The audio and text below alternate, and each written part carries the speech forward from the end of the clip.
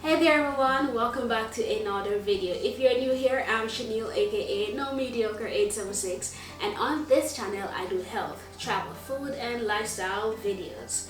In today's video we will be unboxing ding ding ding kinda heavy.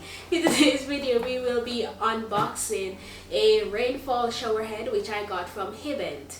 So yeah, I want to do this today. I'm going to show you how it looks. I really love this shower head and I can't wait to install this rainfall shower head. I have like a normal shower head right now in my bathroom. So yeah, we're gonna do this one, and if you like it, you will see the link to it in the description. It's available in my Amazon storefront. So let's unbox it and install it.